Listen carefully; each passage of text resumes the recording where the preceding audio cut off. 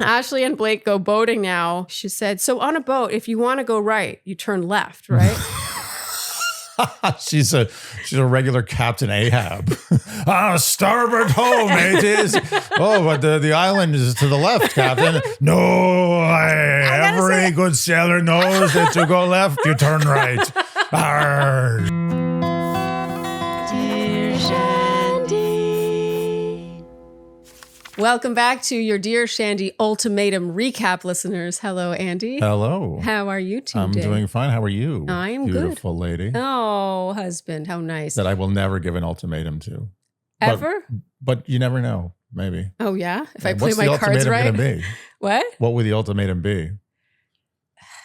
I don't know. That's the thing about ultimatums, isn't it? Like once you're giving an ultimatum, isn't it a sign that maybe, I'm not saying that all ultimatums are bad, but you know what isn't bad is the show Ultimatum. I love this show. Great show. This show is right up our alley. It's so good. It feels like it shouldn't be legal. That's how good it is. I know.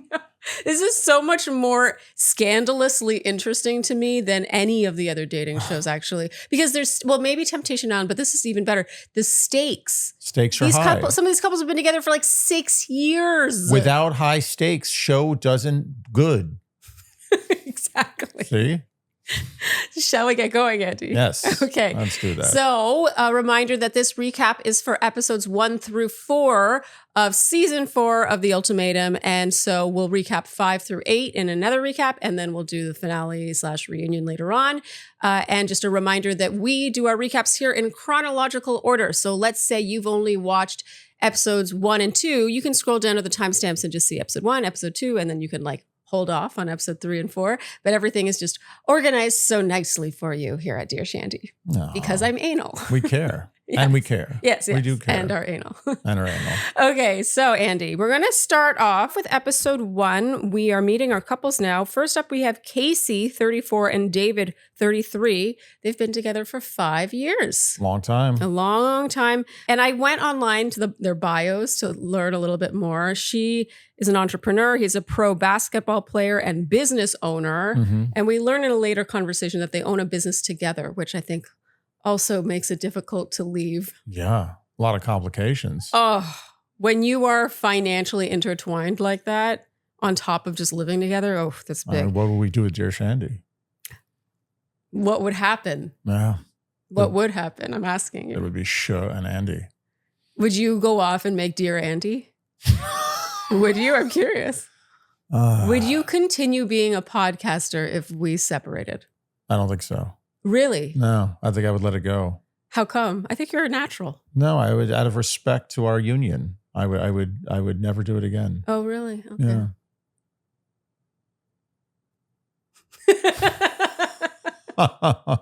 I think I would probably do a podcast with someone else. Oh, but a woman. Like I would make it more like a girly right, podcast. right. Yeah. Thank you. I know myself. Thank you. You wouldn't just find some random guy to start doing a podcast with. Okay, so Casey has issued the ultimatum here. Turns out that David has given her not 1, not 2, but 3 promise rings. Andy, you said that's not happening. Yeah, that's the end. He assures her he wants marriage one day, and Andy, you said this guy smells like shit.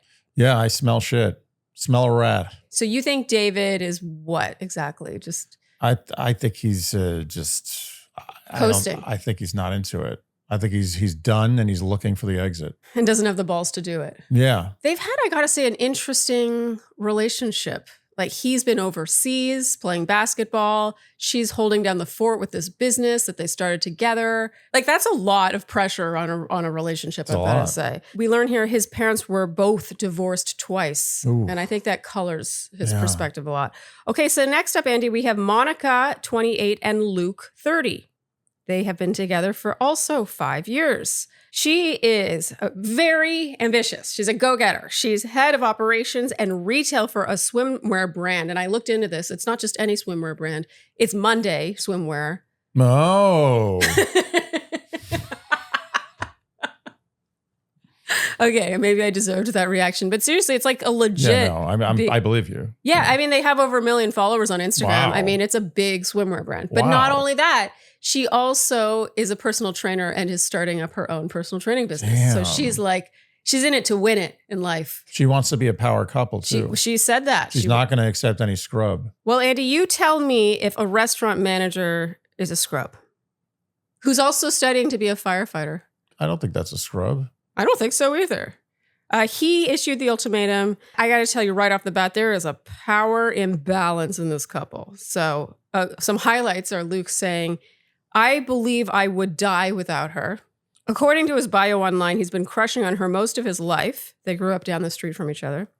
Quote, I make her breakfast before work, open her car door, carry the bags, block the sun. I do whatever I can to make her life a little easier. Another quote, Monica is the best thing that's ever happened to me. Wow. I mean, on one hand, those are very romantic things to say. I think I would die without her is a little intense. A little much, but I mean, he's going to be without her pretty soon. So that would mean he's going to die. Okay, so next up we have Ashley, 26, and Killian, 29. They've been together for 4 years. She is a content creator, and I know a lot of people say that. So, of course, I had to go sleuth and see if There's a good content? She has... I mean, I feel weird saying this because I think followers are sort of an arbitrary thing. Like you can easily buy followers, but she has 310,000 as of this healthy moment. Number. Yes. And what kind of content are we looking at? I would call it Miami content. Is that a category? Well, it is. It is. It is. Yeah, there's a lot of working out. Yeah. And what else? I would say low cut. Yeah. Attire. Oh, okay. So and a lot of photos taken from this angle. But I actually do like Ashley, but it is easy to make fun of an Instagram like that. Okay, Killian, meanwhile, is a real estate agent. Ashley issued the ultimatum, and they have known each other, get this, for a whopping 14 years. Wow. And apparently he has already asked for Ashley's father's permission to propose to Ashley, and the father gave it, but then before Killian had a chance to do it, the father rescinded his permission because there was some altercation. Yeah, this doesn't seem good. Seems like a red flag to me. Oh, the fact that the father would... Just the whole thing. Yeah, this I whole agree. Situation. It's just overly complicated. And also knowing each other for 14 years, I see like issues problems with that. Not to say that you can't ever get with someone you've known for that long, but I think oftentimes you stay because of the history. Yeah, I agree. And the longer you stay, the harder it is to go. Okay, so next up we have Alex, 23, and Jebin, 23. They've been together, get this is mind-blowing, for 6 years. So unreal. They've been together since they were 17. School. Yeah. She's a hairstylist, and he's, at 23 years old, Andy, a hedge fund manager. Do you believe that? Is that even possible? No, it's not possible. Right? It's absolutely 100% not possible. I noticed in his profile. It's a joke. He's just joking. Is it a joke? I mean, yeah, maybe he sits in day trades. I don't know what he does. On his Instagram, it said finance and funny or something. Finance something. Okay. Like 3 Fs. I mean, it's very possible that he got a job out of college in finance. So that would make him like a wunderkind. He would be like an assistant to the assistant to the assistant. Or he's a prodigy. Fund. Yeah, but he's a prodigy. He's working on his own. There's no such thing as a 23-year-old hedge fund manager unless he started working at the fund when he was like 15 years old. Or unless it's his family's. It's his family's money and he's day trading it and losing it all. Yes, then technically that could be lacking in hedge fund manager. I noticed that in his profile photo, he's wearing an LV belt. No. And I'm sure other designer things. No. I'm just pointing out. Anyway, he's not a hedge fund manager. Okay. But you did feel, Andy... You got a feeling that he might have family money. Yeah, I got that feeling. How do you spot that? Like, why are you so good at that? Well, don't say I'm good at it. I don't know. Yeah. But I suspect, based on his general immaturity and having been pampered and a heavy pampering, yes. Yes. That could just be babying, though. And the fact that she's with him. Oh, so it's so unbelievable that she would be with this guy. Yeah. That it's like there has to be something else appealing about him that we don't know about. That's kind of what I was going for. I love that, actually. Yeah. Well, you know what? In that case, I hope you're right, because I hope Alex, that there's something at the end of the rainbow for her here other than just what his sparkling humor. Yeah. Because, oh my God, these two. She issued the ultimatum. Turns out his Indian family doesn't approve of her because she's not Indian. This is according to them, to Alex and Jebin, so I assume it's true. He says he has to accept her before his family does, and then this is in their final night together, he proposes to her. He gets down on a knee with a ring and he's like, haha, psych. I don't know what's going on here. How can she be with him? He says, look at you eating fries. And he calls her hungry, hungry hippo. What? And she said, you're going to look like a douchebag. And I mean, yeah, she's right. She's definitely right about that. This is a cautionary tale for why you don't stay with your high school sweetheart. I mean, I know one couple from high school that married and they had kids and everything. They're still together. Yeah, it's the outlier. Okay, so Andy, next up we have Jessica Grace, 35, and Idris, 38, 2 years together. She's a real estate agent and he is, can you guess what he does, Andy? Because it never actually came up in the show, but this is according to his bio. Whatever he does in isolation. Ooh. Without much human interaction. Okay. I don't know what he does, though. I think what he does really suits him. What is it? Let's just say it involves numbers. Insurance? No. What is it? You don't want to keep I'm guessing? not playing this game. Oh, I'll do a multiple choice for you. Okay. Accountant, an actuary, or an investor? Actuary. Very good, Andy. So that's right? Yeah. Because it suits him, right? That makes sense. He's basically predicting when people are going to die. I mean, is it death or is he's predicting other things too, isn't it? An actuary usually is trying to handicap exactly when people in a pool of insurance are going to die. Oh, wow. It's dark. Yeah. Doesn't that seem like something that would be affected by AI? I would think actuaries are going to bite the dust. Yeah. Like in the next 10 years, will there still be actuaries? And I don't know that for a fact. Yeah, I don't know My either. understanding of actuary is that's a lot of it is like predicting lifespans. I guess what kind of insurance? He is in insurance. My first guess was right. Oh, okay. So, it's like a little, but my understanding of an actuary, most of what they do is life insurance and figuring out how long pools of people are going to live. To me, that feels like such an AI thing now. Yeah, it does feel like AI. Oh, I feel bad saying that. Yeah. Although not that bad for him because I really don't like this guy.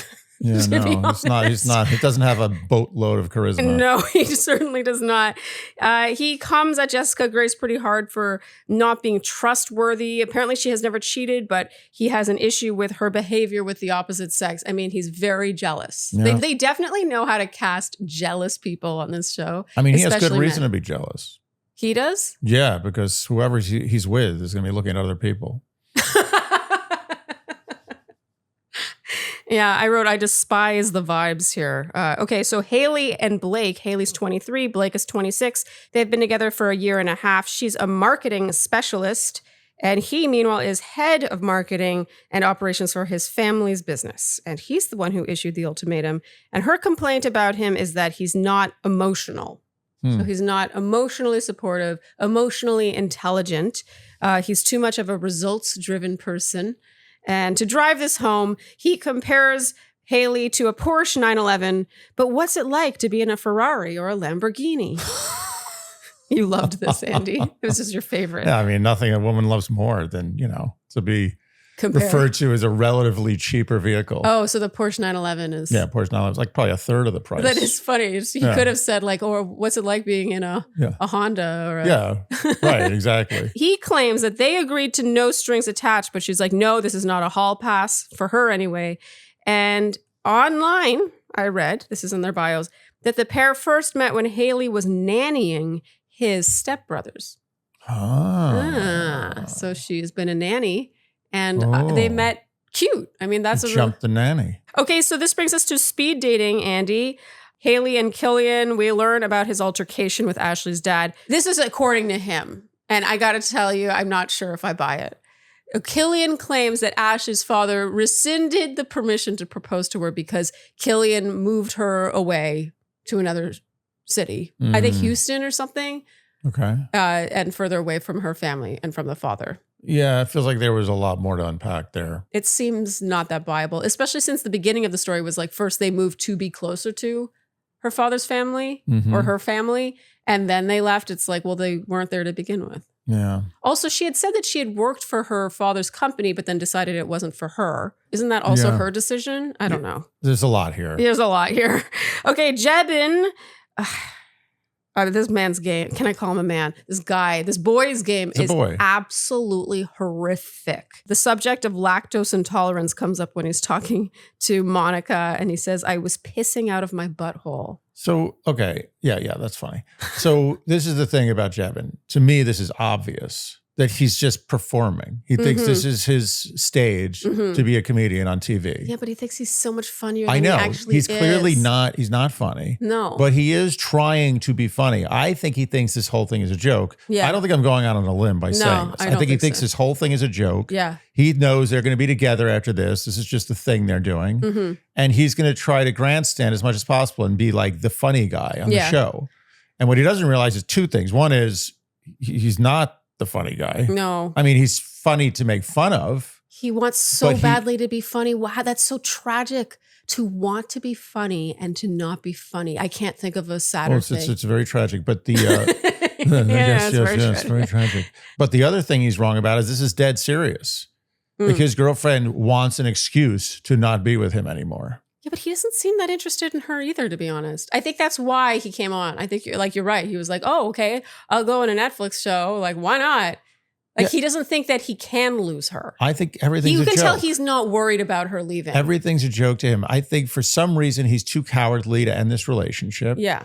In the back of his mind, he knows his parents don't approve of it. So that's always going to be kind of a deal breaker. Especially since he lives at home. His mother cooks for him. Like, he's very in the family still. And he's so used to being mothered that he has this separate mother. He has two mothers and he's good. He's like, this is good. I got two mothers. I'm not going to rock the boat. Yeah. He's honestly, Jebin has the maturity of like a 13-year-old. I agree. So Sharleen, I don't need to know what brand we're talking about right now to know that it's Revolve. Oh, how come? Because I see those earrings and I know those are Revolve earrings. How do you know? Because I know the flavor of Revolve. The flavor. But it's true, Andy. I did buy these earrings from Revolve. I happen to buy most of my accessories from Revolve because I just think they're so good at making an outfit go from like, oh, it's nice to like, oh, there's like a statement there. There's something happening there. And fun fact, Andy. Remember the green dress Ariana Madix wore with the big cutouts that we talked about last week? Yeah. Guess where that dress is from? I'm going to go with Revolve. It is. That's a Helsa dress, that brand. And that really sums up Revolve for you because you could buy sweats from Revolve. You could get a dress to wear to a wedding. You could get the actual wedding dress itself from Revolve. You can get workout clothes, casual clothes, any season. It is the one-stop shop. Whenever anyone asks me, where should I go dress shopping? I'm like, you should at least start with Revolve because it's curated. It's not chaos. So whether it's a big night out, a wedding, or a summer trip. Or you just need something last minute that actually works, Revolve has it. Go to revolve.com/Shandy to shop Charlene's faves and use code Shandy to get 15% off your first order. Fast shipping, easy returns. It just makes everything easier. That's revolve.com/Shandy to shop Charlene's faves and get 15% off your first order. Offer ends July 30th, so don't miss out. You got your fabulous in my athletics. What do we have now? What do we have now? Fabletics. That's right, Andy. Who doesn't want to look fabulous while they are being athletic? I think that's half the point. I see people at the gym. I know what's going on. I mean, I'm going to admit that when I work out, I don't want to look like a schlub, but I also don't believe in spending a fortune on workout wear. It's like a principle thing. Like everyone should be able to look fabulous at the gym. Yes, and I just also don't think that your outfit at the gym should cost hundreds of dollars. And that is why, Andy, I am such a believer in Fabletics. I think that Fabletics strikes the perfect balance between affordability, like not being too she. Like, I don't mind that I'm maybe getting on the ground during my workout because I'm not like, ooh, I spent so much on these leggings, but while also looking super cute. They have loungewear and you would never guess the prices of some of these pieces. They're just a really good deal. Oh, and you know how much I love a VIP experience. Oh, Andy loves VIP, you guys. But seriously, when you join Fabletics as a VIP, you get 70 to 80% off everything with your first purchase. That's VIP. It is a V. I just think Fabletics is the best deal in the athleisure department. So shop now at fabletics.com/Shandy to get 70 to 80% off everything when you sign up as a new VIP. Take a quick style quiz and then be sure to select Shandy when prompted to unlock this offer. This is a limited time offer, so don't wait. Again, that's fabletics.com/Shandy to get 70 to 80% off everything as a new VIP. Jessica Grace and Luke talk. She said, oof. I like Jessica Grace, except for this commentary. If there are no planes passing or no birds chirping, you can hear my biological clock ticking. Biological clock jokes, I don't like them. I never want to hear a woman make a joke about her own biological clock for the rest of time. Yes. And it's not that it doesn't exist. I understand it exists, but don't make a joke about it. It's not, don't do it. Marissa Tomei did it in My Cousin Vinny. Uh-huh. We all remember Well, it. what was the line? It was very funny, and that's it. What was the line?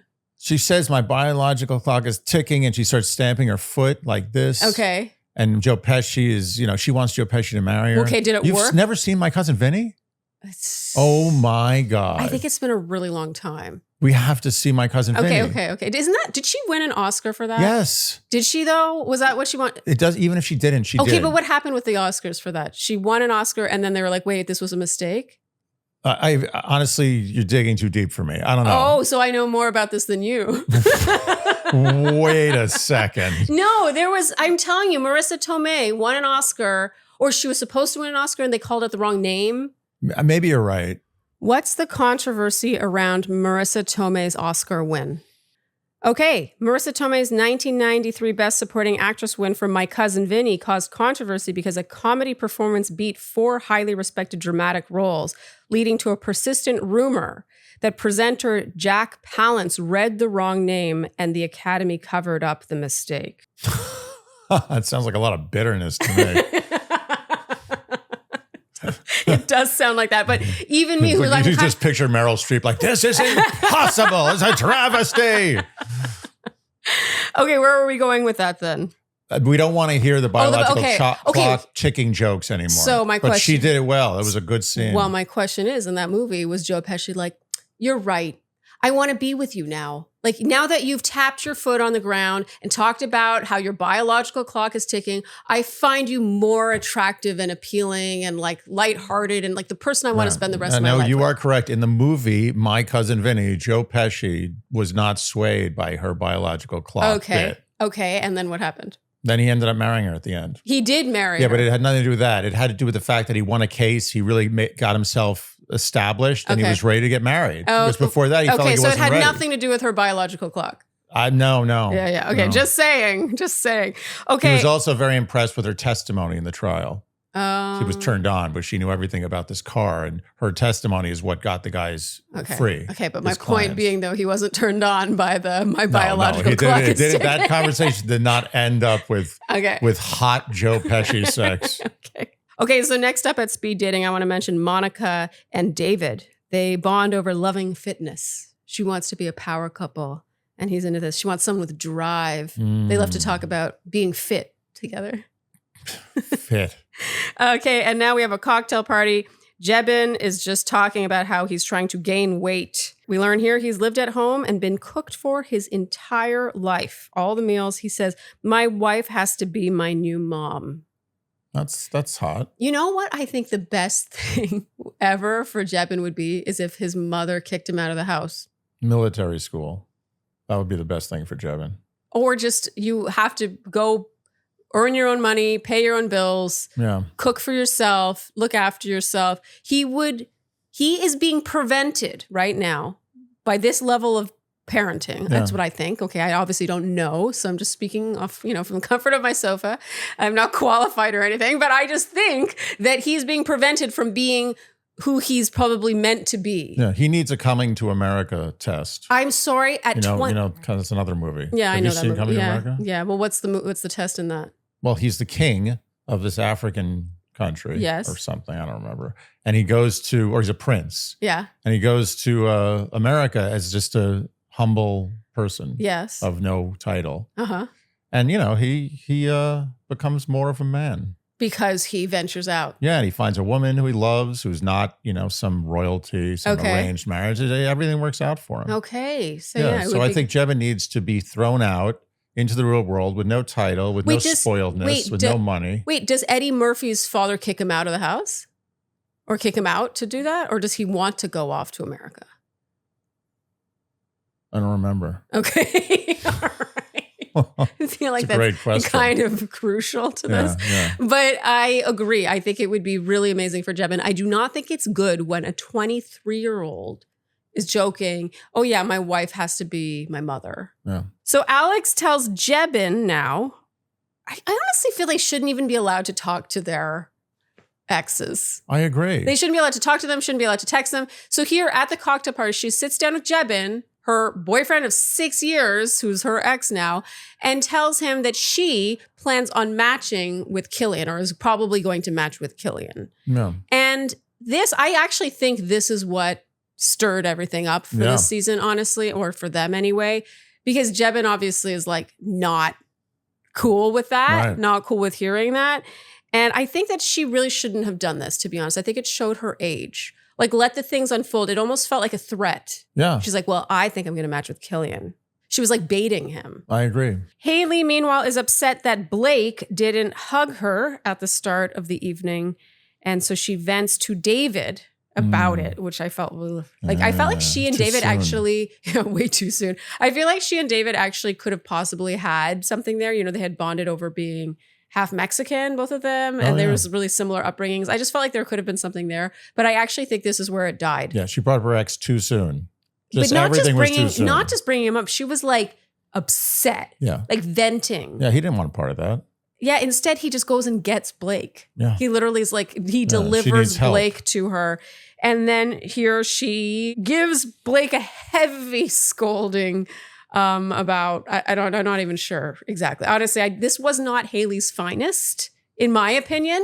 But I think it depends who you talk to. Maybe there are people who were team Haley. But I just thought when she was like, I'm talking. Yeah. Like she interrupted him. And literally what he was trying to explain himself, and then he was apologizing profusely. And she had that scary look in her eye that you could tell it was not the first time this has happened. The fact that she was willing to do this on camera in public tells you that this happens. Yeah, this was a long buildup of emotions, because her reaction was, I believe, not appropriate in this situation, because they are on the ultimatum. This is what you do. Yes. So she's yelling at him for ultimatuming. Yes. And also Blake, I think one thing we know about Blake is that he's like trying to play by the rules, which is like, don't talk to your ex. Maybe don't hug your ex. I just feel like he's trying to keep his distance because it's like the rules of the game. It's the experiment. And I just feel like she was like, if you're not jealous, then you don't love me. I mean, to give her the benefit of the doubt, there's probably a lot of history here. Oh, absolutely. She's probably really about to blow over. Yeah, absolutely. I mean, I think we've all been there. This wasn't my favorite look of Haley's, but I generally do like Haley, so I'm going a little soft on her, to be honest. I can admit it. Okay, so Andy, we're moving on to episode 2 now. It's dating week.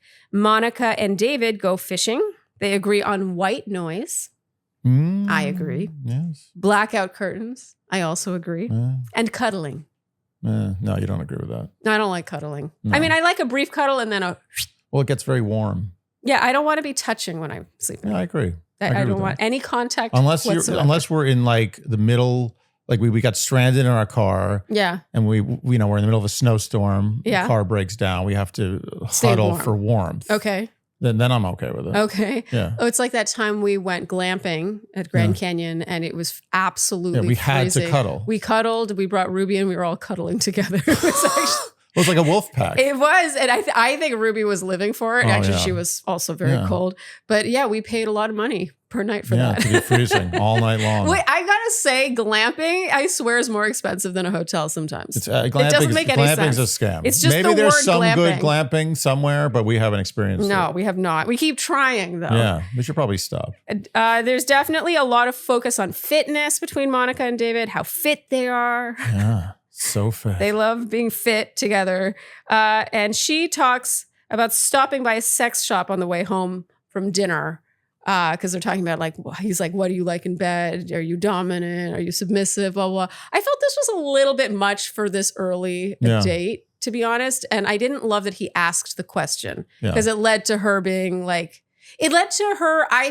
I feel like she had no choice but to be like, oh yeah, I like this, but I also like this. And I go to a sex shop. Blah, blah, blah. These all might be true things, but it sort of put her in a position where she had to sort of like sell how cool and like sexy she had to go over the and top. like wild she is. You know what I mean? I feel like you can discover that stuff more like that should be more quietly organic. over you time. could ask if someone's submissive or dominant. That's fair. I would rather you just find out. I agree. I'm sorry. I agree. You should find out if someone's submissive or dominant by making it that far with them. And if you don't make it that far with them, then maybe you were never meant to know that. Well, it's hard, I guess, on Ultimatum to make it that far.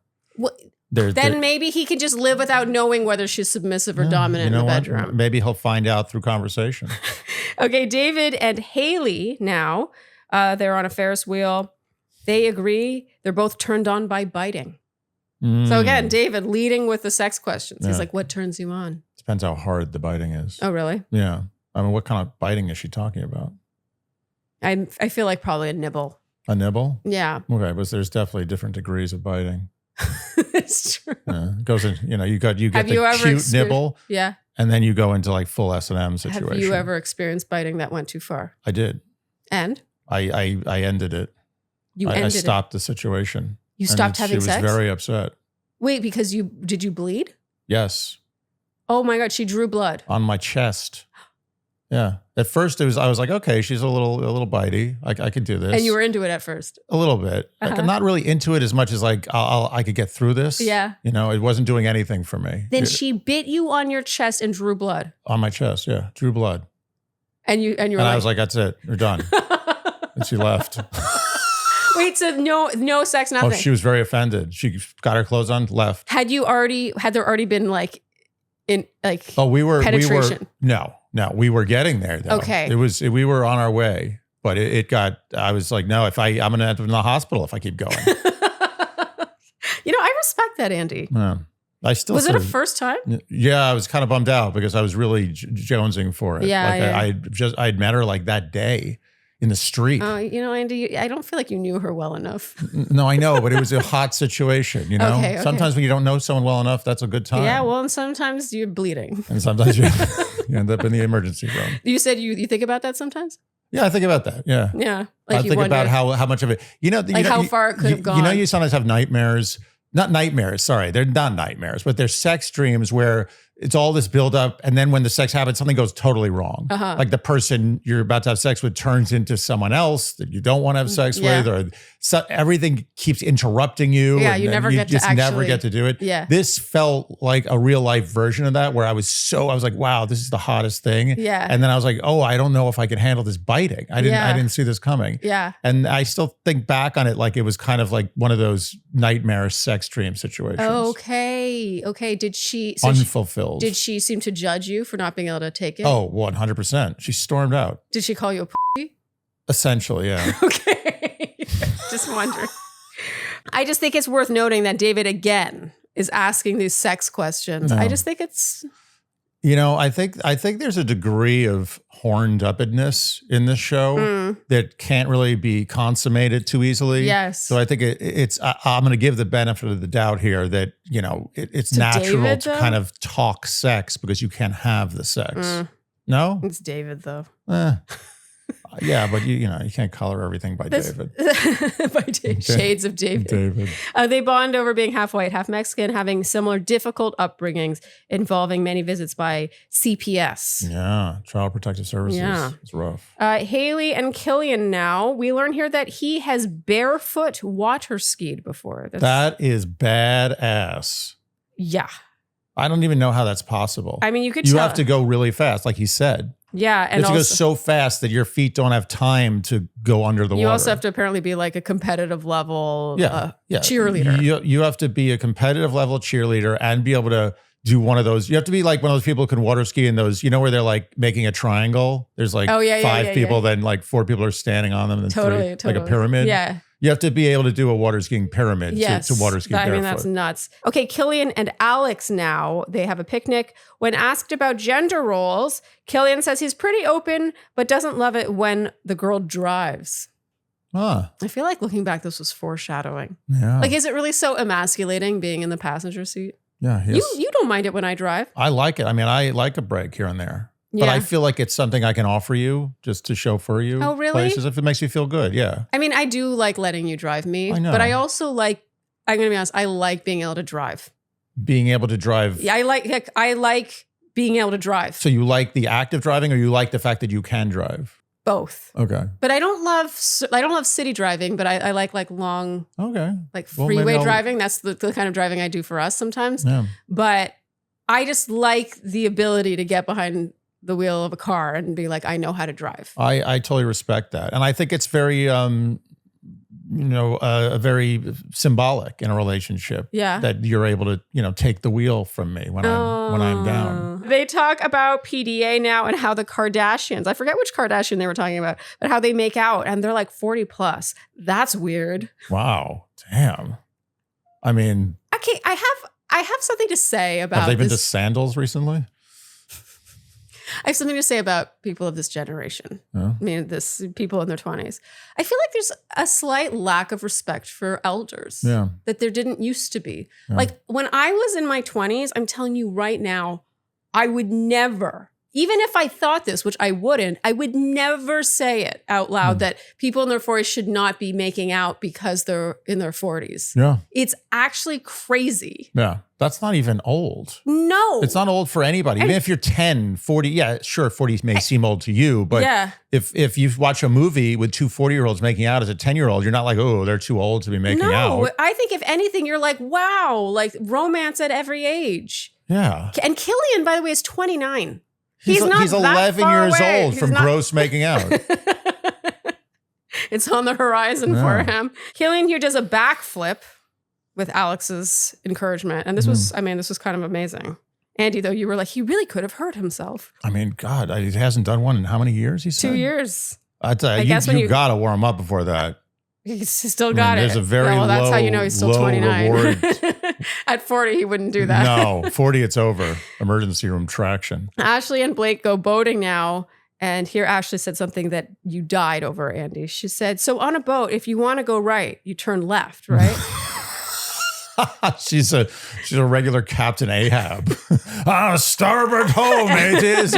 Oh, but the island is to the left, Captain. No, every good sailor knows that to go left, you turn right. Arr. The thing is, though, I kind of know what she means. Like there are certain things where you're going in a certain direction, so you like go in the opposite direction of the direction you're going in. In fact, Andy, I'm going to out you right now on your laptop. Instead of just scrolling down to go down like a normal person, Andy scrolls up to go down. First of all, and down on my computer, that's how it works. No, that's a setting, Andy. You can change that. Fine, then you have a different setting. You're trying to compare a mouse on a computer to a steering wheel? The whole point is that you're going in the opposite direction to go in the direction you mean to go in. And you do that to scroll on your computer. Like, I don't understand. Every time I'm on your computer, I'm like, why would you do this to yourself? You have to think about it every single time. Again, if you got into a boat and you wanted to turn right, you'd turn the steering wheel left? I mean, no. Okay, so stop defending it. It's indefensible. Okay. Jebin and Casey. Oh, Jebin. Okay, so he doesn't know what an orca is. And when Casey begins to describe it, she's like, a black whale with the white spots around the eyes. He's like Moby Dick. Oh, dear. They feel like mother and son. I mean, he feels like a son of any woman he's with. Even Alex, who's 23 years old. And now Casey and Luke dine outdoors. They agree on wanting kids, the timeline for wanting those kids, how you'd raise your kids. In this case, religious. Very religious cast, I gotta say. Yeah, very religious. I think every single person on this cast. Everyone's religious. Isn't that interesting? Fear God. They fear God. Are you a God-fearing woman? You know what's interesting is I think that might be a choice they make because, I think casting for the Ultimatum is the hardest job in reality TV dating. It's once you cast, you're done. The rest is just easy. Yeah. You need to cast so carefully on this show because not only do you need a couple where there's stakes and they're like the right amount of jealous, but also the right amount of kind of wild. But you also need them to actually be appealing enough to maybe, because they're also swinging. When you literally are casting a swingers party. Yes. Is almost impossible. I can't even do, if I had all my friends and partners, I don't know if I could do it with just those people. I know them well. I bet you anything casting for this show is a pain in the ass because I'm sure couples agree to it, sign the contract, then pull out. Yeah. Like, I bet you by the time they get 100%. Like the week before, they're like, no, we can't do this. I am We're sure freaking they out. are just on the edge of their seat until the cameras turn on. It's like, oh, they're going to come. Or Do you think gonna, they have a gonna quit? contract like where they say like if you pull out this number of days before the show, like you're fined like $100,000? Can they do that? I don't know if they can because it's like, I mean, I guess you can do anything in a contract, but yeah, but are you actually going to do it though? you know what they do? I know what it is. It's like a jury when they have alternate jurors. Yeah. They have alternate couples. 100%. Well, they have alternates on every reality show. Right. But this one particularly, because you have such a high risk of people pulling out. Yeah. Oh, so you think there's couples in the wings? 100%. Like it's like a Pez dispenser of swingers. Luke says he can picture Casey being a good mom because of, quote, that peaceness. Yeah. Who doesn't like some good peaceness and quietness? Okay, so now we have our cocktail mixer. Idris steals Haley and he says, what are you wearing? And she says, YSL. And he says, okay. Ugh. And then he says, do you have any birthmarks? Is he joking? Is he another joker? He is this a joke? So awkward. Andy, you were convinced that it's all an act. Yeah, I feel like him and Jebin are just up to something here. I think both of them came onto this thinking that they're kind of hot shit and they were going to do better with the opposite sex than they actually did. Yeah. And then when they realized that it wasn't going their way or that the women were not interested, like he clearly likes Haley, right? Yeah. I genuinely think that things would have gone differently for him if he had gotten interest from someone. I think he thought that he had the kind of game that could pull off being a little bit of a jokester on the show. Yeah. He doesn't. No. And then he realizes that he simply cannot attract another woman. But here Idris talks with Jessica Grace and basically says he's too hard on her. So suddenly his tone is shifting towards her. And she goes on and on about choosing him. She always chooses him. She says what she needs to say. And she's like, no, I'm just saying how I feel. Like he feels so suspicious of her. No. It's like, you're just saying what you need to say. Odd chemistry here. I mean, no chemistry, but odd dynamic. I feel like she can do so much. So much better. I don't know what's going on here. She's beautiful. And I mean, talk about fit. And she's super, super fit. She is fitness personified. Also, I looked at her real estate stuff online. She's like a legit real estate So what's person. going on here? I don't know why I say that. But like, I feel like there are some real estate people who are just not Of actually course. legit. I mean, she just sold a house outside of Charlotte for $700,000 something. Yeah, good for her. All I'm saying is that she's actually doing what she says. She's not unemployed. Right. She's not a real estate agent because she can't do anything else. Yes, Right. exactly. Yeah. And the women are talking about how immature Jebin is. And so Alex now goes up to Jebin. I really wish she wouldn't do this. She keeps reporting back to him and telling him stuff. She's needling him, trying to get a reaction, trying to make him jealous, trying to make him fight for them, trying to whatever. I just don't. That's where she shows her age. Right. She says the girls tell her how she deserves better. And he says, are you going to listen to them or me? Or if you're going to listen to other people, why did we come here? I get a manipulativeness from him. Yeah. You saw a side of him here that we hadn't seen thus far. It was not a jokester anymore. Honestly, why are 23-year-olds even on this show? Right. I think I agree. they should bare minimum 26. I agree. So here he slips her a note to open later. And I think you're thinking, oh, that's going to be a sweet note. It's going to be embarrassing sweet. It's going to be such a sweet note. He's going to say, oh, you know what? I miss you. In fact, when she receives the note, she's kind of like, oh. Yeah. You can see her, she's sort of like, oh, there's something Tide for later. is turning. Yeah. It's all working out as I planned. The experiment worked. Yeah. Parallel vitamins, and women. Andy, that's the battle cry. Yes. For vitamins specifically designed for women at all stages of their hormonal journey. It's about time, they're saying. It's about damn time. Yes. They've been around for thousands of years. And finally. Yes, an actual OBGYN founded vitamin company versus one maybe founded by a bunch of men in suits in a boardroom. No, these are designed by an OBGYN. They're made for women at all stages. So we're talking menstrual health, fertility, pregnancy, postpartum, perimenopause, daily wellness. And they even have different vitamin packs for the different stages of pregnancy. So for example, first trimester versus third trimester, they swap in and out certain ingredients so that you really are taking what you need, not what you don't. You know, honestly, sometimes I wish I was a woman just so I could have parallel. That's what made you wish it. Yeah. It was on the fence. And Parallel also has a line of drink mixes. For example, here the cellular hydration, the symbiotic greens powder. All of their products, every single last one, is pregnancy and breastfeeding safe. After a long, hard day of being a woman, what's better than coming home to a nice, tall, ice-cold glass of cellular hydration? Cellular hydration. Cellular is a surprisingly hard word to say. Cellular. Cellular.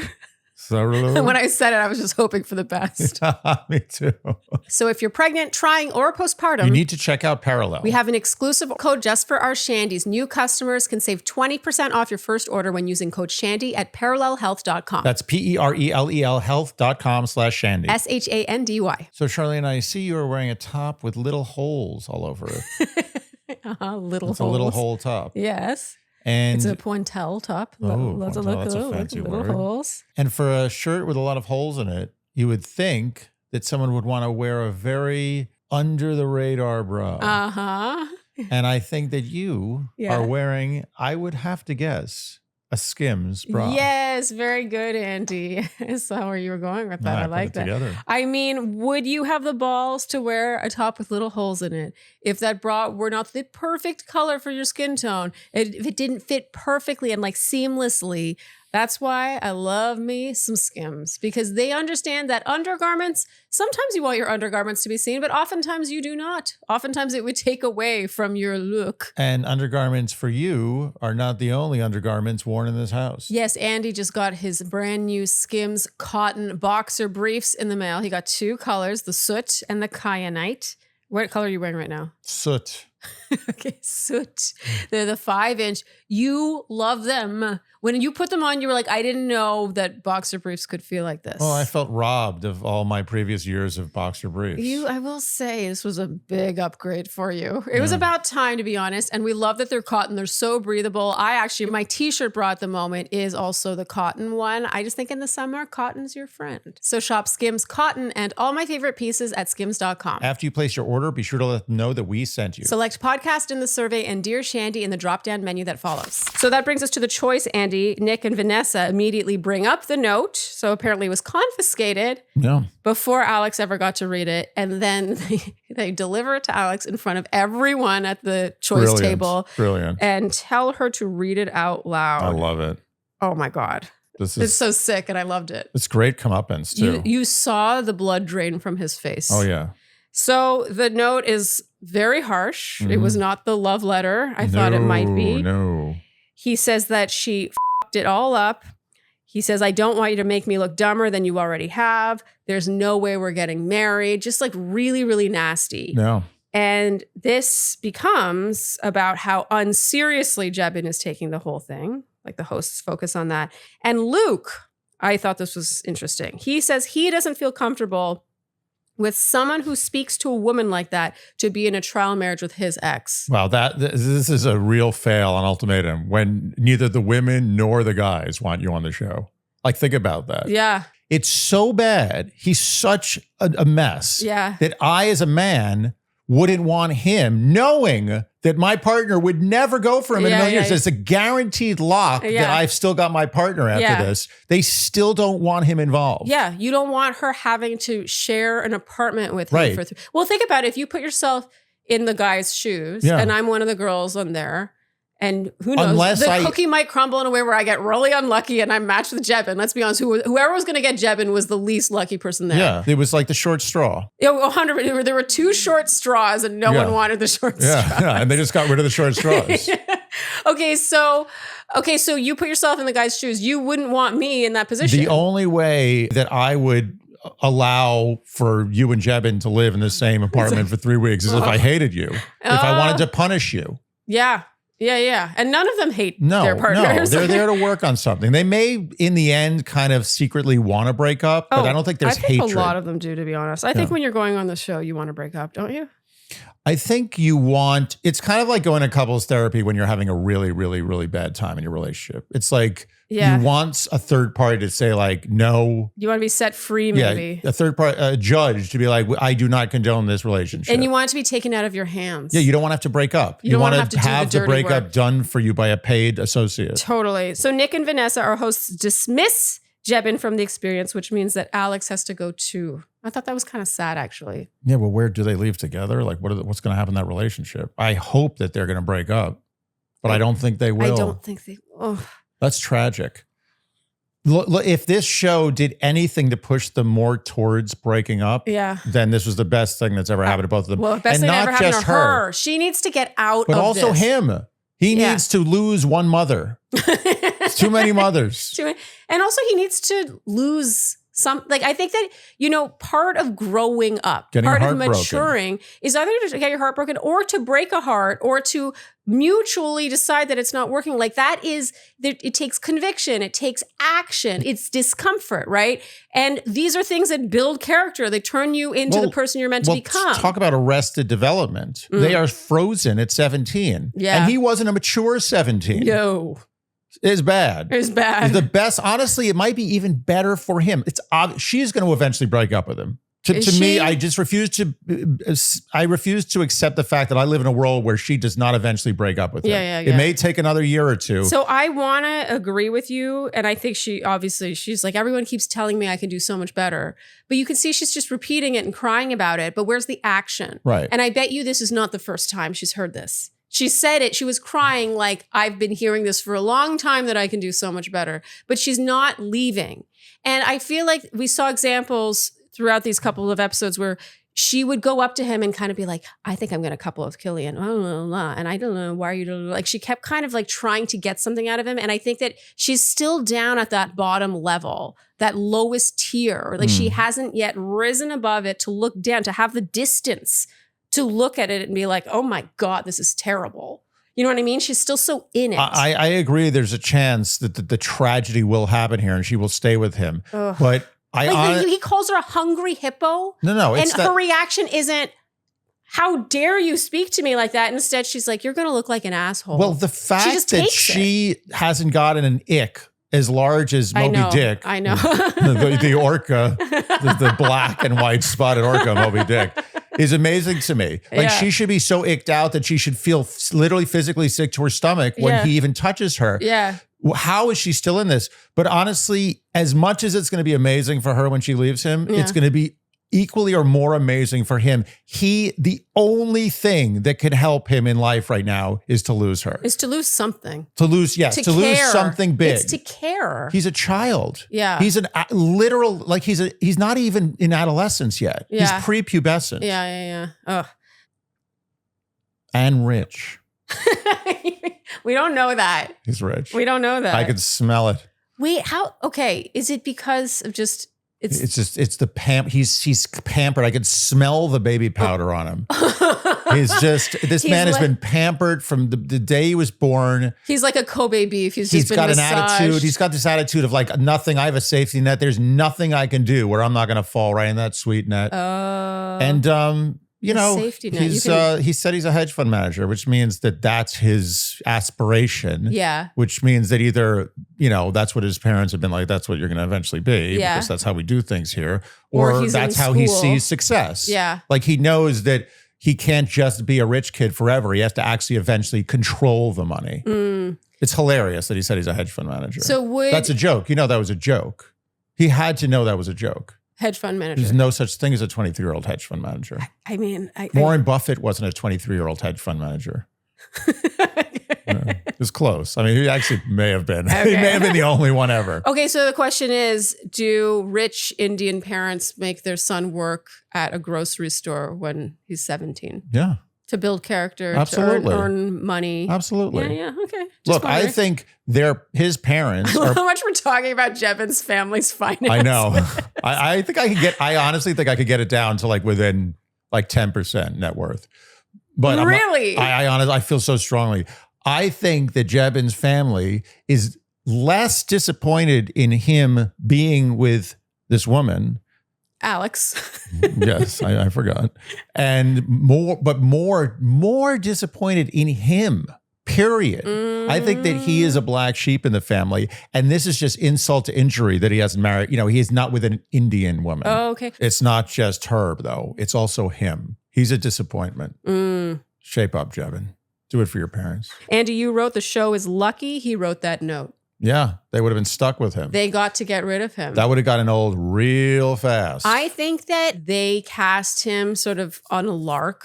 Yeah. They were like, okay, this guy, thinks that he's being so funny, but we have our villain, we have our guy who's just like not also taking it seriously. I don't think Ultimatum has cast a goofball yet. No, and so I they're think like, let's try it out. I think they wanted to maybe see him open up, see something happen to him, see him get to the next level. And I think over the course of these 2 episodes, they were like, no, we got to get rid of him. No, we got to get it. Yeah, he took away from the credibility of the whole experience. You know what? I wouldn't even be surprised if production said you should write her a note, tell her how you feel.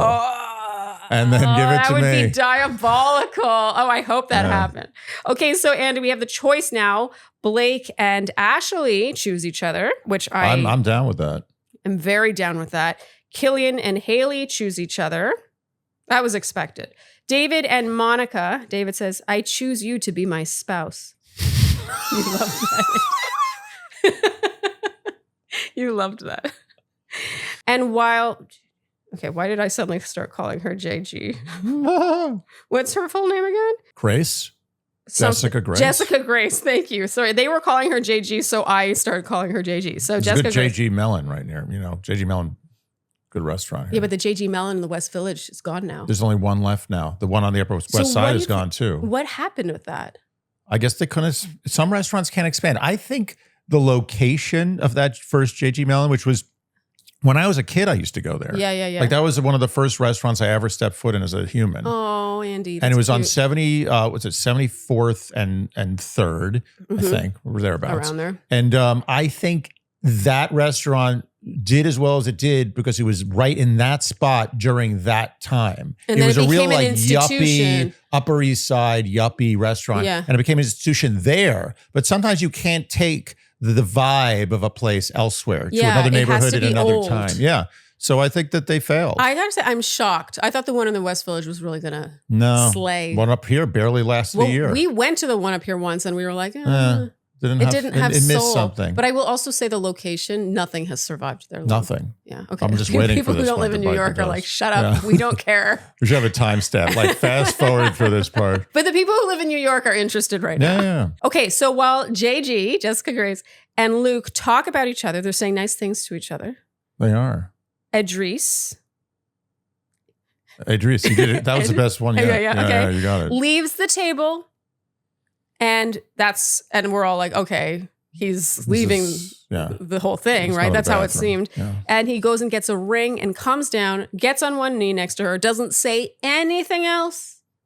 He's not like nothing. There's nothing actually vulnerable here, by the way. Nothing. He doesn't say, He's just like, I give up. Yeah, being here has made me realize how much you mean to me. And I can't risk losing you. Nothing. He's just like, will you marry me? Yeah, being here has made me realize I have no game and probably don't have a shot with any other women. And you're here, warm body. We've been together for a while, so let's do it. She says yes. Oh, dear. And Andy, you called this the worst thing ever. This was painful to watch. It's like the Black Death, 9/11, and now this. This was awful. Yeah. It's so obvious that this is not healthy. I don't know. Maybe there's something we don't know. Maybe Idris is an angel. I just found him really nasty to her in the beginning. And then the only time he started to come around and be kinder to her is when he realized that other people were taking an interest in her and she was actually thriving in that environment. Meanwhile, he wasn't thriving in that environment. Suddenly she was a safe place for him. And suddenly he was a lot nicer to her. Where do they find these two couples? Do they just look, they're like, okay, we want couples that are strong but are going through something. We want couples that are weak and are susceptible to finding a new partner. And then we want couples that are so mismatched and so inappropriate that something crazy is going to happen. Yeah. And I think Idris and JG and Jebin and Alex were those couples. Yeah. They knew that they weren't going to go forward. I mean, does it not feel like he just wanted her when he heard someone else saying nice things about her? Andy, you said it's a microcosm of the worst way to marry someone. Yes, this is it. Marrying someone out of fear that they'll find someone else. Yeah, which we've seen. We talk about it a lot. We talk about it so often here at Dear Shandy. Number one. That's the thing that showed you that you really love this person is that you're worried that they're going to be sleeping with somebody else. And it also shows that people, I think, fall into the trap of thinking once you get married, it's over. Yeah. Like it's just happily ever after automatically. It's like, no. The now is where like you thought it was hard before you got married. No, it's like the everyday in and out of marriage You need true compatibility. Also, marrying someone out of this fear is all about you. It has nothing to do with your partner. So you're marrying someone based on something wrong with you. And that's probably the worst thing, which you're manifesting that into the relationship. Ooh, Andy. Deep thoughts. Do you think that they got to keep that ring?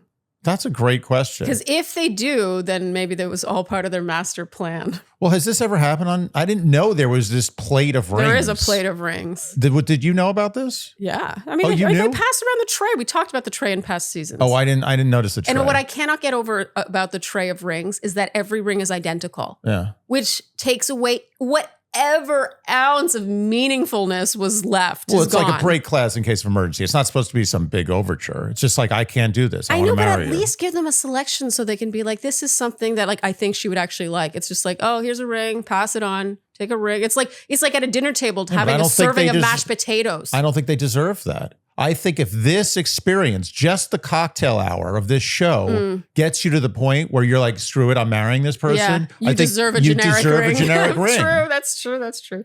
Okay, Luke and Casey wind up matching, seemingly by default, but actually I think it's possible they would have chosen each other anyway. I'm going to be honest with you about Luke. I don't think Luke... I think Luke seems like he's taking this seriously, but I think Luke's along for the ride. Like Luke's just going to pick someone who he's not going to have a rough time getting along with just to get through to the end. Yeah. I mean, he says very nice things. She is crying from self-doubt, and he says the kindest words to make her feel better. And he says that Casey made him feel like he mattered. No. I thought that was nice. That was but nice. I agree with you. I don't think he's on cruise control. Well, Luke is just also so obsessed with Monica. Yeah. Like obsessed. He doesn't want to rock the boat. No, he's going to be on his best behavior. Okay, so now Killian and Haley, they explore their apartment. Haley says Blake is who he is because of her.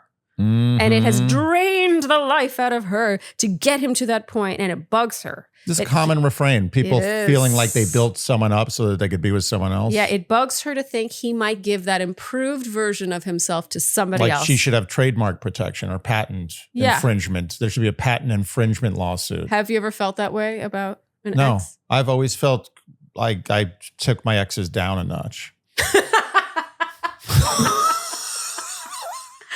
We both know that's not true. No, I'm just joking. But honestly, I feel that I've always felt that if I did give my exes something that made them in some way more desirable or better, I feel great. I agree. I look at it the opposite way. Like to me, it's like something I can be proud of. I'm like, wow, I helped that along. I think it's worth noting though that you ended it with most of. Yeah, most, but not all. If we ended, because I do think that we have. Oh, here we go. No. I'm just saying with each other, like we've been together for so long and we've really seen all of each other's like warts, at this point. Yeah. And I think we have improved each other. Yeah. You know what I mean? Like, I think you've made me a better person. I'm more myself because of you. Yeah. And I think vice versa. You would agree? No, absolutely. So I think that it would be painful to think like I got the white belt and then someone else comes along and gets the next level belt, like a yellow belt or like a brown belt. No, it's like someone, you sell your home that you worked on for decades to make it beautiful. And then suddenly you're like, oh, wow, someone else living in that beautiful home. Yeah. I'm not getting anything out of it now. Yeah, but you got money. You got money. You got money. You got more money than you would have gotten if you hadn't put the work in. You don't get money in a breakup. That'd be funny if you did, It's a great idea. But you could also say that you do get money in a divorce, actually. Yeah. So technically speaking, it's very similar to selling a house. But I think that you could also unpack, she's like, I gave so much to make him who he is. She's gotten something out of that too. Yeah. And I don't think that she's the only one giving. Yeah. And I say that with confidence, having seen a bit more of Blake at this point, to be honest. No, I agree with that. So I think that that's kind of a simplistic way of looking at things. I agree. Is when you're like, oh, they're just going to go give the best side of themselves to someone else. It's like, Nah. The other person might bring out that side of them naturally. That's without true. effort. Maybe the new people won't bring out that side. So getting ready for bed now, Killian says in his confessional that he doesn't know why he and Haley haven't kissed yet. Basically, he's saying there's chemistry. He talks about her lips being so nice. And I was like, oh, he's joking. And you were like, I don't know if he is. No, he wants to kiss. He's testing the waters. He wants to see if a kiss is available. I find this so gross. Like why are you entitled to a kiss? First of all, he didn't put on any moves that could come to a kiss, which you expect her to just come to you. And then I think he was joking. I have to believe he was joking. I think he may have been, but I was a little confused by it, to be honest. You fought me when I said he was joking. You were like, I don't think he was. I personally thought that was one of those tests where you say something that you mean, and then if it doesn't get consummated, you say, I was just joking. Yeah. Like Zach and Kato on Love is Blind or Love Island when he said, I love you. Some of these people didn't see Love Island. I mean, good for them if they didn't. Okay, so Ashley and Blake now, they explore their pad. She praises him for being reassuring. I thought this was cute. It's like reassuring someone for being reassuring. Yeah. Luke and Casey explore their apartment now. We learn he's a mega picky eater. He's one of those no sauce people, Andy. No condiments, no sauce, except barbecue sauce. That's a legitimate phobia. Yeah. I know other people. I know 2 people now who have a deathly fear of condiments. What is that? It's really weird. It's really weird, and very specific. It's a fear, or it's just like it grosses them out? No, it's like if you put condiments on their plate, they're like, please, just get that away from me. It's really gross. It's like if you put like blood on their plate or something. I relate to Casey. She's like, I'm a sauce person. They agree on soup, though. I mean, condiments are good too. But you like condiments? I love sauce. But you like condiments too. Yeah, I like condiments within reason, but I really love sauce. Everyone loves sauce. Who doesn't like sauce? Here he reveals he works at Olive Garden. So I guess he's a manager at Olive Garden. The garden of food. And in bed, they discuss picking up eggs and necessities, etc. And Andy, you said palpable chemistry here. You observed the barricade of pillows between them, Andy. Oof. And we also learned that he sucks water out of his toothbrush. I don't know what that means. So like when he's done with it, he sucks. Oh, I see. So that it dries faster? Yeah, it's like I've never heard of that. I get it, but it's just weird. And it's amazing that she noticed that. She's very observant. You know what I like about Casey and Luke actually together is that it's endless little fun facts. Yeah. Like, and yes, I agree. It's not really romantic chemistry, but there's just like one fun fact about them after the other. There's a lot of little questions and things being discussed. I really enjoy their banter. Yeah. Okay. So David and Monica in their apartment now, he calls her extremely beautiful. She cares about her body. I feel like this always comes up. He talks in his confessional about how beautiful she is. Her ex doesn't provide. He needs to step up. He doesn't step up. He, meanwhile, can be that for her. I think it's one thing for you to say that about your partner. I think it's another thing for another guy to say it. It's a little gross. It kind of rubs me Feels like wrong. you shouldn't have to say that. You should just show that. Also, I think that providing, that comes up a lot in this season, like being a provider. Feels a little antiquated. It does feel kind of like a different time, doesn't it? And I feel a little bad for someone like Luke who mentions at some point he's not really driven by money. And he, has a job that's paying the bills. Meanwhile, he's a manager at Olive Garden. He's a manager, and also he is studying to become a firefighter. Yeah. Like that's a very respectable career. Yeah. And I just feel like it's a little sad when people are like, oh, he doesn't step up. Yeah, wow. Like I don't get from Luke lazy. No. So I don't know. I just thought that was a little harsh. Okay, so David and Monica now the next day. He says at breakfast, I've been told I'm a great cuddler. And she makes a face and says, I wouldn't know. So I took this to mean that they had cuddled. Yeah. Didn't it feel like she was saying for the camera? She's like, I wouldn't know. That's what I thought anyway. That's what it seemed like to me too. Okay, so now day 2 bedtime. This is where things get interesting, Andy. Monica says she's a physical touch person. She doesn't want to have to ask for hugs. And then this turns into him, I don't even know. Oh, I think he's drunk. He was like, there are just some struggles men have to deal with by themselves. She's super, all right, Rambo. She's very kind with him here. And for some reason, instead of appreciating her kindness and responding with any kind of vulnerability, he's like, you can't expect me to be an open book when I grew up a whole different way. He's definitely drunk. Yeah, drunk. And then you could see her kind of become still and quiet because she's like, okay, well, not much to work with there. I don't know what to do with this. And he's like, what's on your mind? Let it out. Ugh. This drove me crazy. What's on your mind? Let it out. It's like, what? Because like you've been doing. Yeah, all the letting out you've been doing. She's like, oh, I just want to get ready for bed. And he's like, what's wrong? And then she doesn't really say anything. And he's like, I'm always going to be real with you, whether it hurts your feelings or not. You take it as it is, you know? And then when she doesn't reply, he says, you can cry. It's okay. You don't have to hold it in. Unbelievable. But he made her cry. He made her cry. It's okay. You can cry about me making you cry. He's so cold here. Scared. Dr. Jekyll, Mr. Hyde. This guy is In a vino different veritas. person. In vino veritas. Yeah. She leaves in tears here. And Andy, you said in this moment, Monica looked down. She realized she was on a very, very high, small pedestal above a raging ocean. Okay, I was thinking a tightrope. Yeah, well, that's But funny. she looked down and she's like, oh, wait, that's a big drop. Yeah, she's like, oops.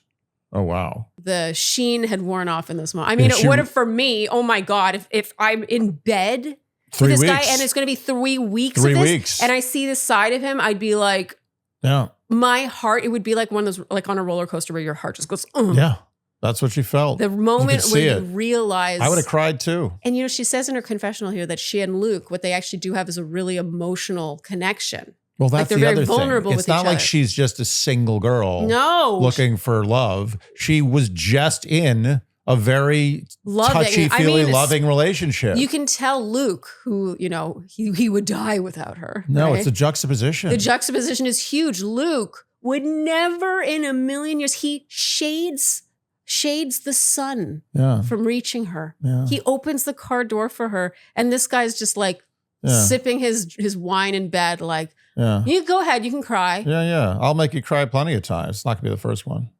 Isn't it funny how alcohol can change a person? Yeah. I dated one guy who was like this. Yeah.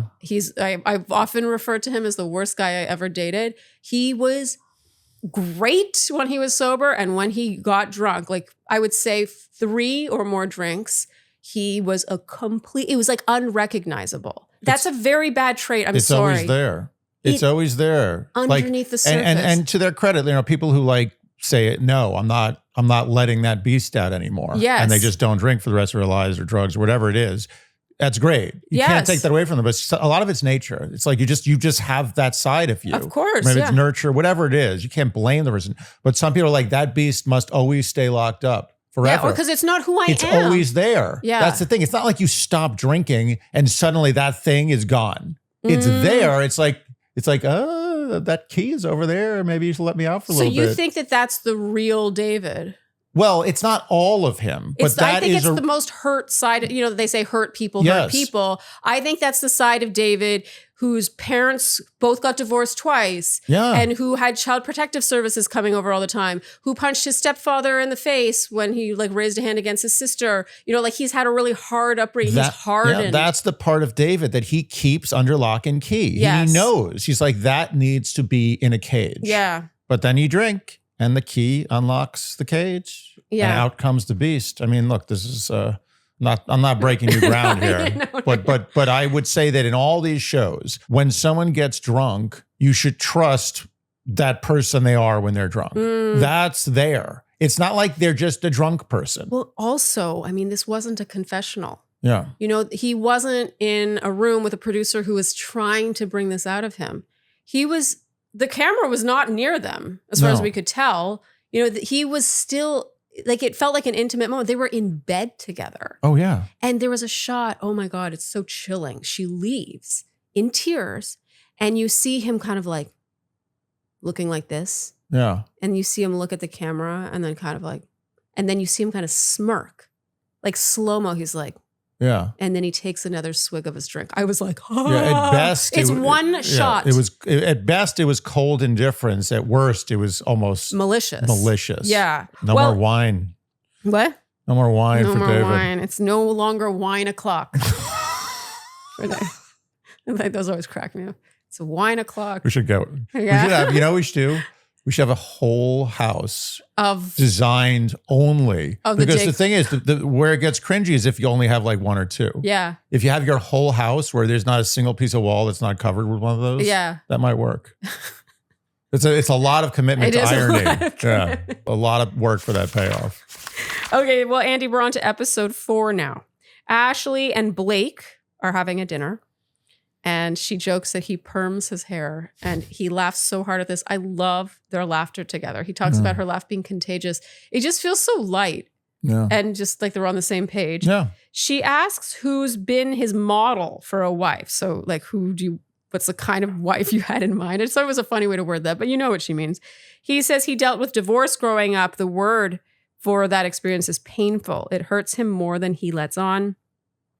And it's actually a touching moment. You can see him like cracking open. Yeah. And he says, I have deep family wounds. It's hard to talk about.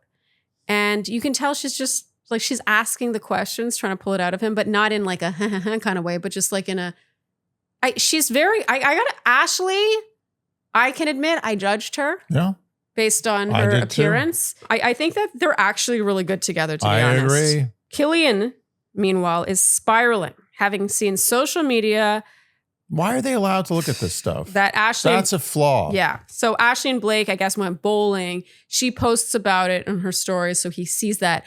I feel like that shouldn't be allowed. They shouldn't even be allowed their phones. They should have burner phones that just have like, they don't have any numbers on them. You know, it's all they just can call like 911 and that's it. The thing is, like, that would be so difficult to do because the whole point of the trial marriage is that you're living together, living your normal life. So they're working, right? They're at their laptop. It has to be normal life. Yeah, it's not like you can have your laptop and be sending emails, but you can't text. Well, then they should just make it illegal to look at social media. You can't look at social media. Yeah, but it's not just social media. They're texting each other. Well, they can't text each other.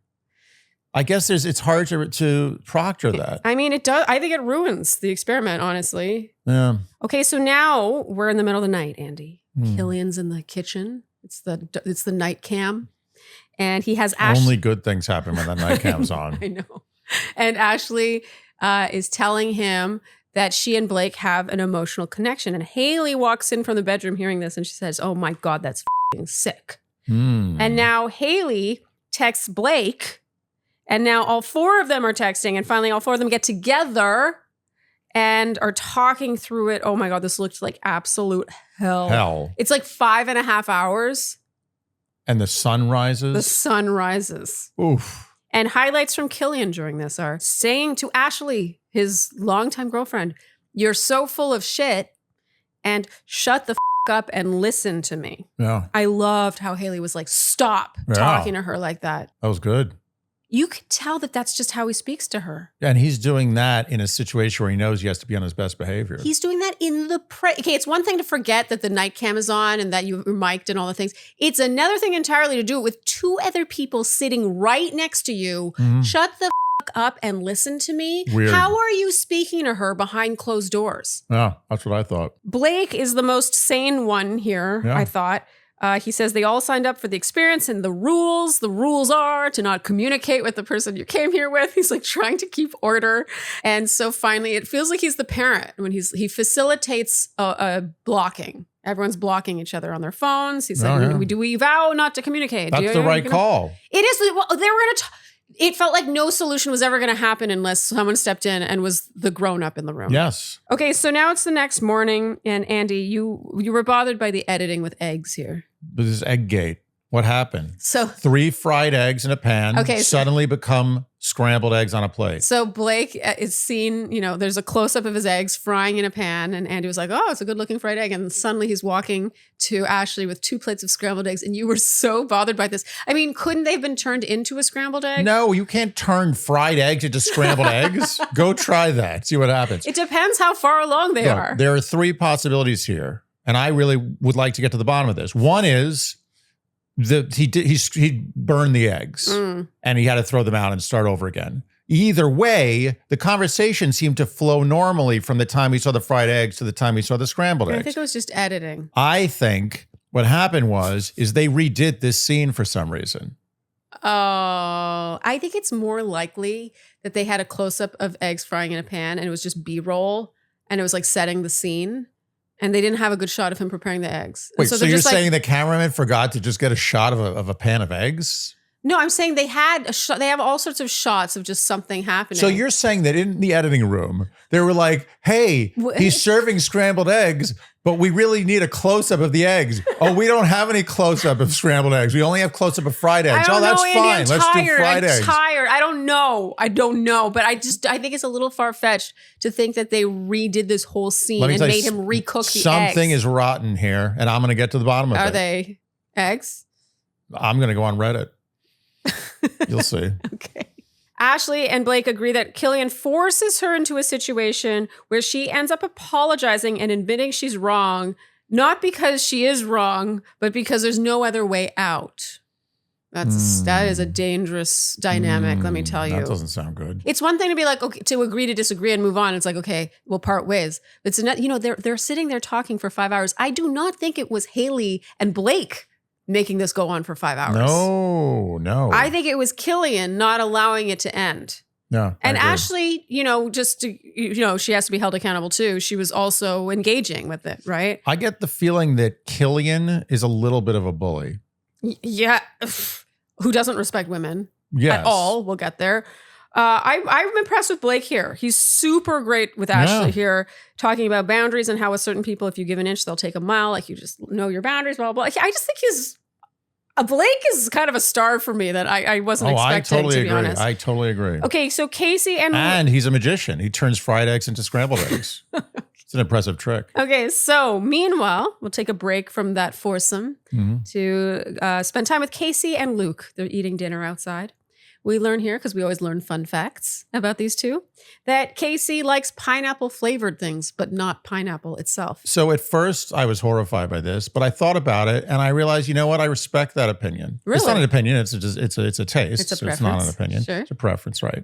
But pineapple does have a bit of a spice to it. Oh, I love it. No, I know. And I do too, but it's got a little bit of a bite. Like kiwi. Similar, like if more you have of a bite. too much of it, then you're like, yeah, it's more of a bite. It's got a kiwi-ish, but it's like twice kiwi bite. Okay. But anyway, I can understand that the flavor of pineapple is undeniably good. Like, no one's going to say pineapple is a bad flavor. I just think pineapple flavor never really tastes like true pineapple. Yeah, but you get the essence. It's like watermelon flavor. It never really tastes like true watermelon. Watermelon flavor is the worst flavor. It's the least representative of the actual fruit. Yeah. But anyway, my point is that I respect her preference. Okay. Later on, they're on swings, and he teases her for how she pronounces the word cement. Yeah. Go ahead, say it. I don't want to. Yeah, say it. I'm not going to. You know, Jimmy Hoffa, I think, was buried in loads of in Giants Stadium. That's the rumor. You have to be careful. We might have to bleep this because of YouTube. What are you talking about? He was buried in. I don't think you can. They poured loads of on top of him. I think you have to say the T at the end, Andy. What? I'm telling you, YouTube is going to notice that word. I'm going to have to bleep that. What do you mean? Yes. It's the stuff you make buildings with. Okay, what am I saying wrong? Okay. We learn here that her parents divorced when she was 7 and her mom died when she was 13. And Luke says that her stories remind him to be grateful for what he has. He had a family that really did things together. Well, I think that is a nice sentiment. I didn't love that reply. Wasn't great. That wasn't great. I would have liked, I'm so sorry to hear that. Yeah, like, what was that like? That's too bad. I had a great family. Yeah, that's kind of what he said. Sucks to be you. Yeah, he was like, oh yeah, it makes me feel good about what I had. Speaking of shitty families, man, I love those family times we had. Okay, so they now go roller skating. There's a lot of laughter here. And later over dinner, they talk weight because he's lost a lot of weight since being with Monica because she eats so healthy. I'd say that's impressive. He manages Olive Garden and loses weight at the same time. How can you resist those sweet, sweet pastas? Unlimited breadsticks. Is that what it is? Unlimited, crispy, garden-grown, local. Have you ever even eaten at Olive Garden? I have. The one in Times Square? I had an Olive Garden when I was in high school. The one in Times Square? Yeah. And you didn't like it? I wasn't impressed. You were not impressed? Yeah, never went back. Such a Manhattan kid right there. I mean, Is it possible that Olive Garden is better in Vegas than it is in Manhattan? I think Olive Garden is the same everywhere. It's corporate. It's the most corporate restaurant in the world. Okay. It's Olive Garden. It's like Starbucks. There's no way that one Olive Garden is better than another Olive Garden. Okay. Maybe the service is better at one Olive Garden over another. Yeah. But no, Olive Garden is Olive Garden. It's a factory made food. Okay, well, Olive Garden aside, Andy, they talk about weight here. And Casey says she is currently the biggest she's ever been and shares about a stressful time. They had started their business together, she and David. Interestingly, it's a drug testing center. Yeah. Or drug testing centers. I thought it's pretty badass. Yeah, kind of hardcore, actually. Yeah. And he was overseas playing basketball, and she had to deal with like all this stuff herself and financial stuff, like a lot of stress. And it sounds like she gained weight at that time, which, by the way, adds to my irritation with how much David talks about how fit Monica is. Oh, yeah. It's not that I think if you want to have that preference, it's fine. I just think that knowing Casey, she's sharing here that this is the biggest she's ever felt. You can tell she's not like super comfortable in her skin at this moment. No, she's not. And so for him to go on and like continuously talk about how fit this other blonde girl is. It's almost like he's making a point about it through Monica to Casey. That's how it feels, and I do not like it. No, it's not a good look. Especially since it's not like she just let herself go. Like it sounds like she really went through something. I mean, he said it like 3 or 4 times already. Yeah. And as much as I wish Luke responded, look, I think Luke's one of the good ones, okay? But I didn't really love what he said here. He says that with Monica, they had agreed, but it was more so her thing, that if they gained weight, they would get the ick. Yeah. Is that really the right thing to say to someone who just said she's the biggest she's ever been? That's pretty damn weird. Is that not a little off? It's very odd. I think he's a nice guy, but I feel like he's a little dense sometimes about how to respond to someone. And I just, to me, that's not what you would say back to. It's like he often says the exact opposite thing of what you probably should say in a situation. Yeah. And I don't think he means it with malice. No, I don't think so either. Kind of, it's just he doesn't think about the other person's perspective enough. Okay, well, moving on now to David and Monica. They have a salsa lesson. According to her, he's opening up slowly because he's not drinking. Yeah, she sat him down. I don't think so. So you don't think she was like, don't drink anymore? Like, I kind of would have liked to see at least a confessional or just something in the interim between that scene and this scene, to be honest. Like the bedtime scene where he was a terrible drunk and now they're dancing salsa and we're supposed to I cannot unsee what I saw. The transition almost felt like Monica was like, okay, just like anything. She's a very professional woman. Yeah. It's like, I have a job to do. Yes. There's no time for crying. There's no time for looking down. There's no time for quitting. Yeah. This is a time to man up and get the job done. Yeah. And I'm going to go salsa dancing, damn That's right. And I'm going to have fun. And I'm going to do this. I only got 2.5 weeks left. Yeah. I'm good. And then I can get back to Luke. That's what I felt. Yeah. So Monica and David are in bed now. They talk about their family. I mean, they have very different upbringings. I mean, his was very difficult. It sounds like hers leaned a little more idyllic. Yeah. Her parents are still together. She doesn't have the same fears that he has about them leaving, like her partner leaving, or her feeling the need to leave. I actually appreciated this conversation. I thought it was relatable for either party. Mm-hmm. You know, if you identified with him, you would identify with wanting a family unit. And if you identified with her, which I am fortunate enough to, like, it's not that I think my parents have a perfect relationship, not at all, but it's more that I can relate to her when she says, like, her mindset is just like, when you commit to marriage, you stick with it. Yeah, this was a real conversation. Yeah. There's 2 people from different backgrounds and different traumas. Well, and remember one apparently without trauma. Yeah, well, and David, remember, he was debating between Monica and Haley, and he chose Monica. The whole gist was that he wanted someone he could grow from. And he was worried that he and Haley had too similar a background. And so I don't know, I just think that this is kind of what he signed up for, right? As someone who would... Well, maybe he wants to see what it's like when you have an idyllic upbringing. He wants some of that to rub off on him. Maybe to heal his wounds. Maybe somehow being with someone who doesn't have your wounds can heal your wounds. I don't know. I'm sure there's a case to be made for that, actually. Okay, so back to the Ashley, Blake, Killian, Haley foursome, Andy. Ashley makes rigatoni for Blake, and in bed, he talks about how this act of care reminded him of his mother's cooking. I mean, he's I gotta say, I really like him. Yeah. He shows such appreciation. She does something kind for him because she appreciated him lifting up the mood. And so she cooks for him. And then he's like, oh, that was so nice that it made me think of this. Like, it's just, I like them. I like them together. I honestly, every time we do one of these recaps, if it's Ultimatum or Love is Blind, I always fear liking someone too much at the beginning. I know. So I feel like they're going to betray me in later episodes. Or I'm going to be frustrated because in this case, I would love for them to make out. In fact, I wrote, I'm ready for them to make out. Me too. Me too. They're both too scared. Yeah. And I think that they love their partners, so they're not going to do it. But I think that they're also not able to forget their partners enough to maybe lose themselves in the moment.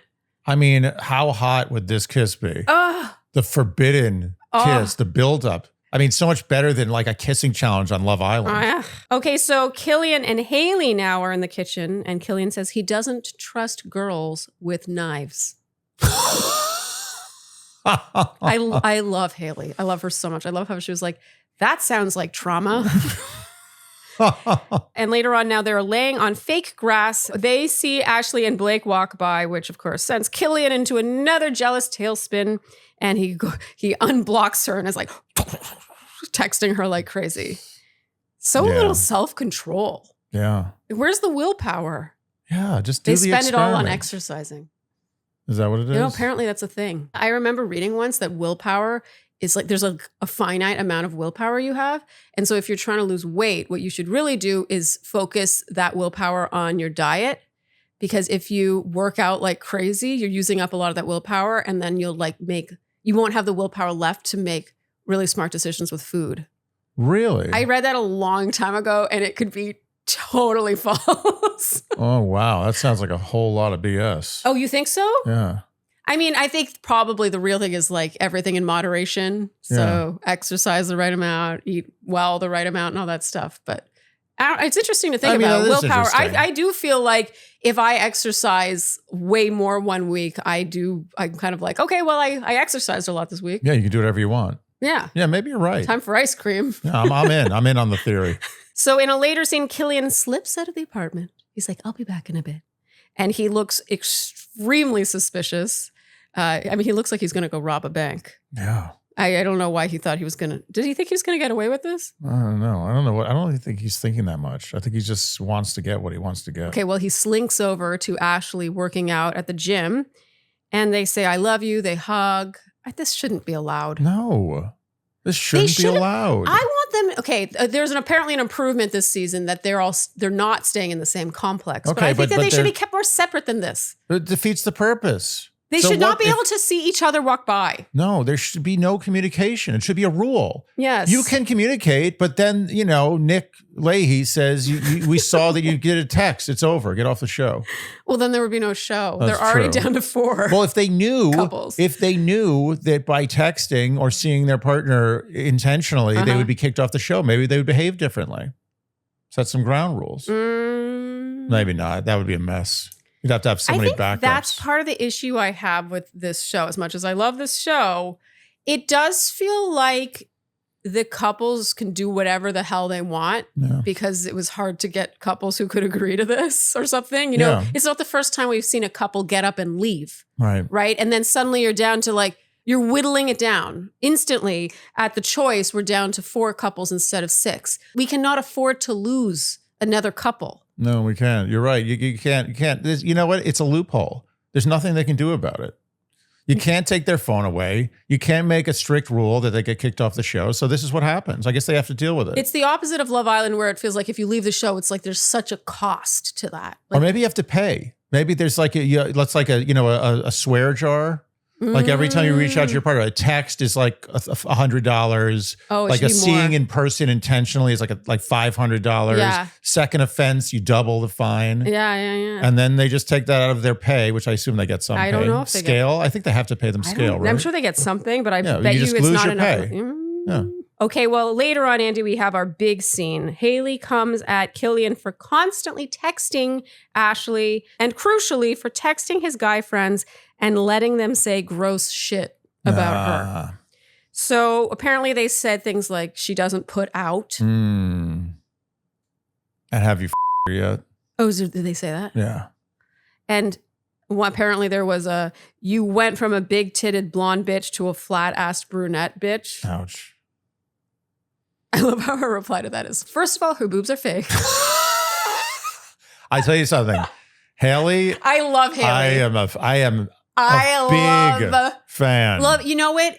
I really did not like her showing in that first I episode agree. when she was like wanted really to not like her. Me neither. I was like, oh my God, she's got a side to her, but I haven't seen that side since. And instead she's been awesome. She's great. love that she holds him accountable. Yeah. Like every time he would try to wriggle his way out, she's like, don't gaslight me.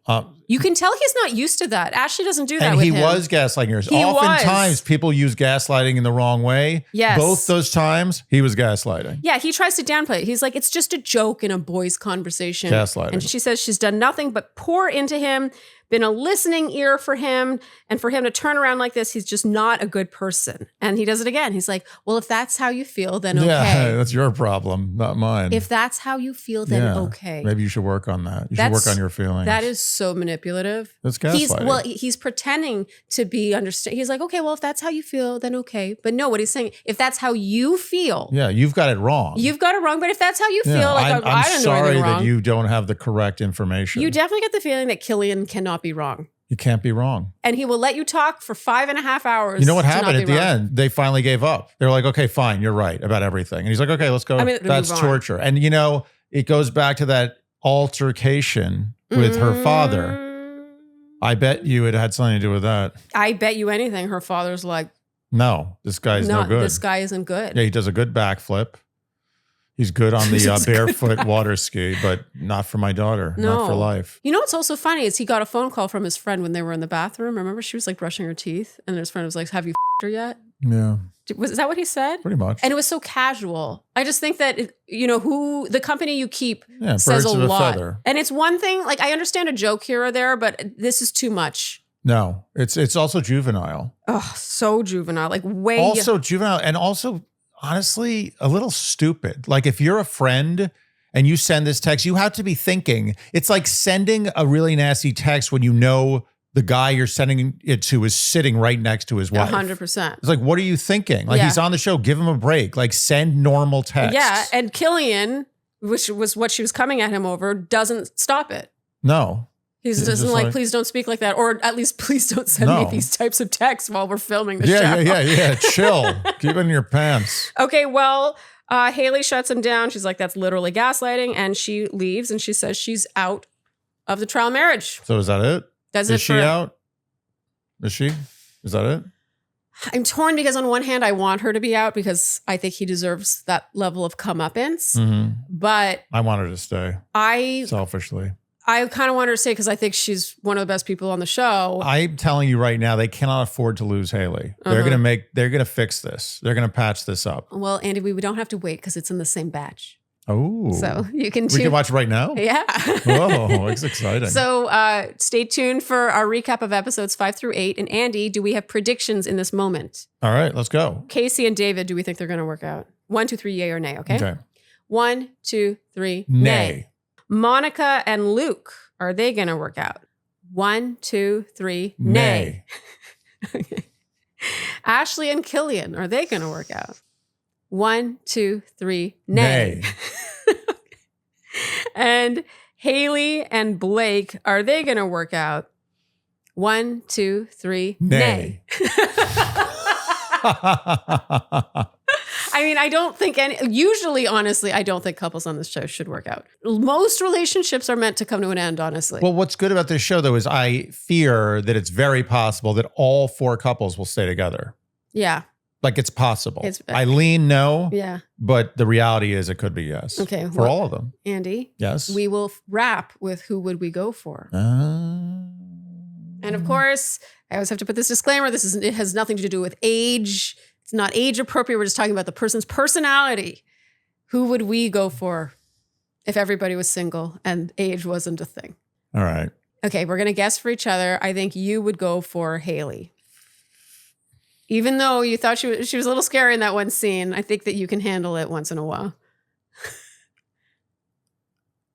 I'm going to go for Haley. Okay. And you want to guess who I would go for? You'd obviously go for Blake. Yes. Yeah. Very easy. Yeah. There's really only 2 decent ones. And interestingly enough, and I don't once again, we go for the couple. Totally. That happens every time. Every time. I mean, obviously Killian and David, no. But Luke, I think he seems like a nice guy, but I don't like his responses to some of the things Casey says. So for me, it's Blake all the way. Yeah. Okay. Well, Andy, that's a wrap for this recap. Stay tuned for our recap of episodes 5 through 8. And if you enjoyed what you heard today, you know what we will ask of you, and that is to like, subscribe, hit the notification bell, follow us on Instagram, and TikTok, leave us Apple and Spotify podcast ratings and reviews. Hit the hype button, tell your friends, and generally do all the things you would do to support a podcast you enjoy. Thank you so much for tuning in, and we'll see you next time on Ruby. she really look ran to you at this time. thing. Oh my god. Oh my god. Look how cute she is. Oh, she smells so earthy. Okay, Come on, Daddy. Thank you. Okay, thank you so much for tuning in, and we'll see you next time on Dear Shandy. Bye-bye. Don't they look so alike, you guys? Look at that. Well, I gave birth to her. Yeah, she has my personality, but your looks. Yes. You gave birth to her? Oh, you did, but I gave you my cement.